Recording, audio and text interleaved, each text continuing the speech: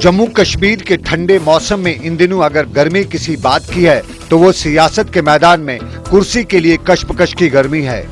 कुर्सी की कशमकश में अब की बार जम्मू कश्मीर की रियासत में सिर्फ दो ही बड़े दावेदार नजर आ रहे हैं और इन दो में से सबसे ऊपर पीडीपी है, जबकि भाजपा इसी कुर्सी के लिए एक पायदान नीचे ही फड़फड़ा रही है। 28 को लेकर पीडीपी पहले ही ग्राफ की इस ऊंची रस्सी पर ऊंचा फलांगते हुए यही जता रही है कि असली किंग पीडीपी है, जबकि भाजपा 25 को लेकर पहले ये बता रही थी कि वो असली किंग है। ताहम जब हालात मापे तो मालूम हुआ कि बीजेपी किंग मामले को लेकर किंग ही नहीं बल्कि किंग मेकर बनना चाहती है। असली जम्मू कश्मीर का किंग और किंग मेकर कौन? सवाल पीडीपी और बीजेपी दोनों के खानों में बराबर गश्त कर रहा है और जहां किंग की असली बात हो तो सबसे ऊपर पीडीपी के लिए परेशानी के सवाल ही सवाल हैं।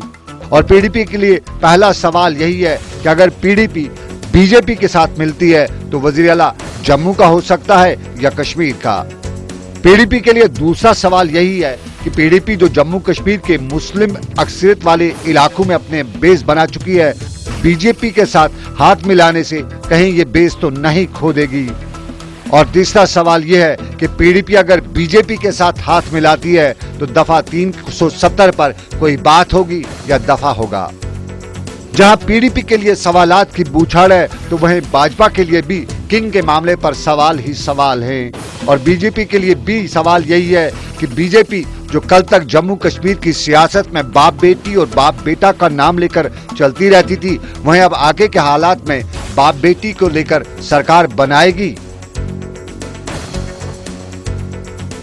बीजेपी के लिए दूसरा बड़ा सवाल यह भी है कि क्या बीजेपी 370 पर बात किए बिना ही पीडीपी को ताकत बना देगी? और क्या दूसरा सवाल यह भी हो सकता है कि बीजेपी जम्मू के वजीर आला के बजाय कश्मीर से वजीर आला का मुंतखब होना पसंद करेगी? जम्मू कश्मीर की सियासी बसात पर इस वक्त फार्मूले हर तरफ नजर आ रहे हैं और इन सब फार्मूलों में पहला फार्मूला 28 और 25 का है, जो अभी तक दूर दूर से कहीं सिरा मिलाता हुआ नजर नहीं आता है। रियासत की सियासत में फार्मूला नंबर 2 28 और 15 यानी पीडीपी और नेशनल कॉन्फ्रेंस का भी है, लेकिन इस पर मोहर लगनी नामुमकिन ही नहीं बल्कि मुश्किल और मुश्किल तरीन भी है। और फार्मूला नंबर 3 पीडीपी के 28, कांग्रेस के 12 और आजाद 4। और इस आजाद 4 में आजाद के चौके किसके खाने में चित होते हैं यह वक्त ही बताएगा। आजाद के चौकू में पहला यक्का तारिगामी का है और तारिगामी अब खुल्लम खुल्ला सेक्युलर जमातों की हिमायत करते हुए भाजपा के लिए दूरी बनाते हुए पीडीपी के दरवाजे पर दस्तक तो दे चुके हैं।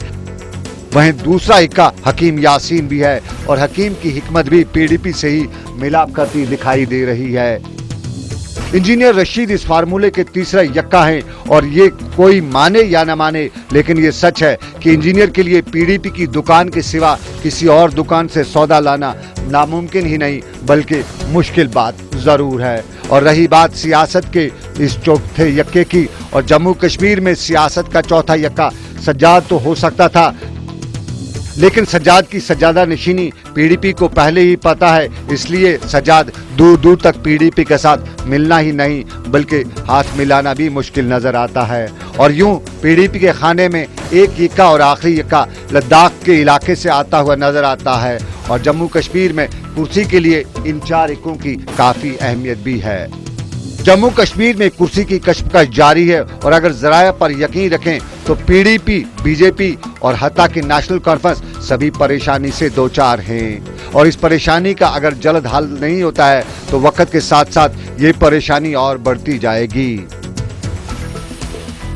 नेशनल कॉन्फ्रेंस के कारगुजार सदर Omar Abdullah looking London and talking Tokyo वाला फार्मूला अपनाते हुए लंदन के लिए चल पड़े हैं तो मुफ्ती मोहम्मद सईद भी माइंड गेम खेलते हुए हरीफों को पछाड़ रहे हैं, जबकि बीजेपी मैं हूं दिल्ली का दिलावर बनने की कोशिश करते हुए ये बता रहे हैं कि सब उनके हाथ में है और उनके बगैर कोई पत्ता भी नहीं फड़फड़ाएगा।